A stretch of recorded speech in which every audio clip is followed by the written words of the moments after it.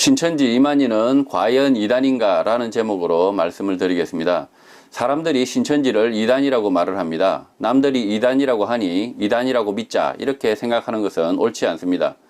예수님도 이 땅에 오셨을 때 성전을 헐고 율법을 고치는 이단이었기 때문입니다. 그래서 이단이라고 할 때 왜 그 집단이 이단인지 의문을 가지고 말씀을 중심으로 살펴봐야 하는 것입니다. 말씀을 바탕으로 이단을 살펴보면 이단이 무엇인지도 알게 되지만 오히려 우리가 믿는 것이 무엇인지 더 정확하게 알게 됩니다. 저는 신천지 이만희가 이단인 근거를 그들이 말하고 있는 4가지 말씀을 중심으로 4번에 걸쳐 영상을 제작하려고 합니다. 오늘은 그 첫 번째, 요한계시록 21장 1절 신천지에 관한 말씀입니다.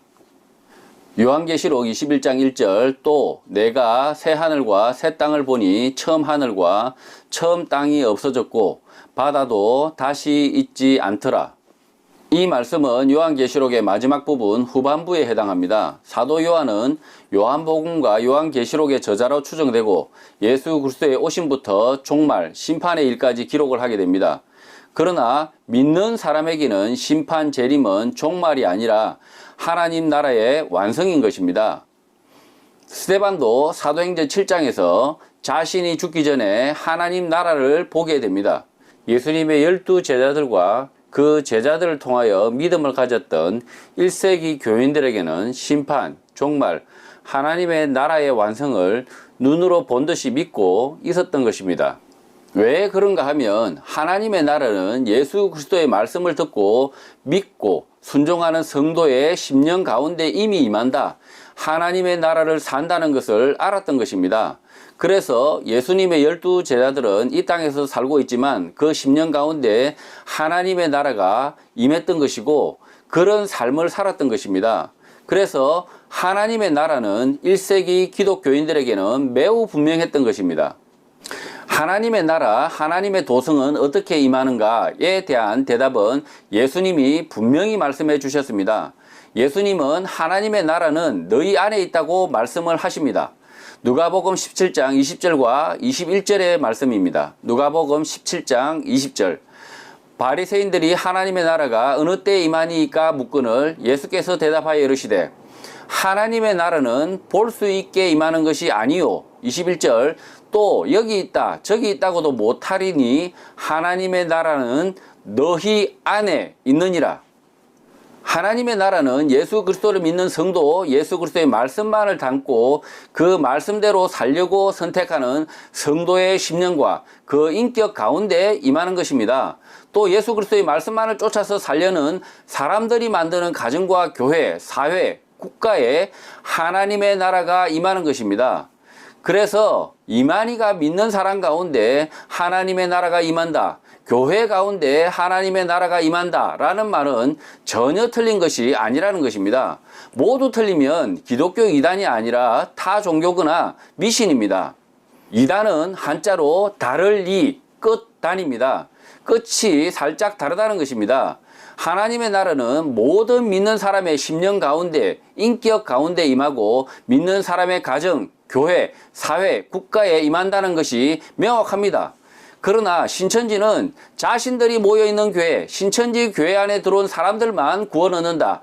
하나님의 나라가 임한다고 끝을 왜곡합니다. 하나님의 나라 영생이 자신들에게만 있다고 거짓말을 하는 것입니다.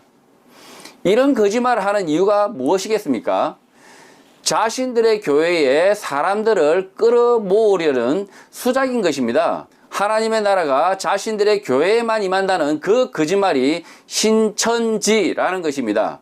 새하늘과 새 땅이 자기 교회뿐이다 라는 이 거짓말에 속는 것입니다. 이 땅에서 예수 그리스도를 믿고 그의 말씀만이 진리라고 믿고 순종하는 모든 사람에게 하나님의 나라가 임합니다. 그리고 믿음으로 순종하는 사람들이 모여있는 가정과 교회가 하나님의 나라인 것입니다. 그러나 믿음을 가진 사람 가운데 임하는 이 나라는 아직 완전하지 못합니다. 믿음의 사람을 통하여 하나님의 뜻이 부분적으로 성취되지만 하나님의 뜻이 완벽하게 이루어지지 않습니다. 완전한 하나님의 나라가 아닌 것입니다. 완전한 하나님의 나라는 우리가 죽어 하나님의 품으로 돌아갔을 때 주님이 재림하시어 새 하늘과 새 땅이 주어지고 우리의 죽은 육체가 부활할 때 이루어지는 것입니다. 그러나 예수님은 하나님의 나라가 이미 임하였다고 말씀을 하십니다. 부분적이지만 이미 임하였다는 것입니다. 누가복음 11장 20절의 말씀입니다. 누가복음 11장 20절 그러나 내가 만일 하나님의 손을 힘입어 귀신을 쫓아낸다면 하나님의 나라가 이미 너희에게 임하였느니라. 예수 그리스도의 말씀이 이루어지는 곳이 곧 하나님의 나라라고 분명히 말하고 있습니다. 부분적이지만 예수 그리스도의 말씀이 이루어지는 곳이 하나님의 나라의 임재인 것입니다. 예수 그리스도의 말씀이 무엇입니까? 내 자신만을 위하여 살지 말고 하나님을 사랑하고 내 가족과 이웃을 사랑하라. 이 말씀 아닙니까?